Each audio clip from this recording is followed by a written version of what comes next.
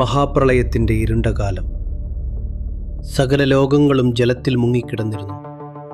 ആ സമയത്ത് സൃഷ്ടിയുടെ രഹസ്യമായ വേദങ്ങൾ ബ്രഹ്മാവിൽ നിന്ന് അസുരനായ ഹയഗ്രീവൻ മോഷ്ടിച്ചു. കുതിരമുഖമുള്ള ഭയങ്കര അസുരൻ സമുദ്രത്തിൻ്റെ അതിഗൂഢമായ ആഴങ്ങളിൽ വേദങ്ങളെ ഒളിപ്പിച്ചു.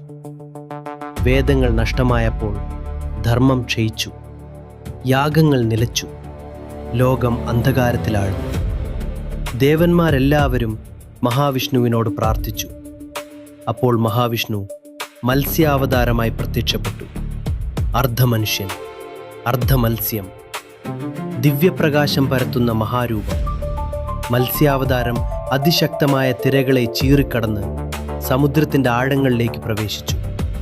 അവിടെ വേദങ്ങളെ കയ്യിൽ പിടിച്ച് ഹയഗ്രീവൻ കാത്തുനിന്നു.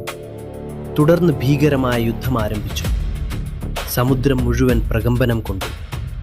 മിന്നലുകൾ ആകാശം കീറി, തിരമാലകൾ പർവ്വതങ്ങളെപ്പോലെ ഉയർന്നു. അവസാനം മത്സ്യാവതാരം ഹയഗ്രീവനെ പരാജയപ്പെടുത്തി. വിശുദ്ധ വേദങ്ങളെ തിരികെ വീണ്ടെടുത്തു.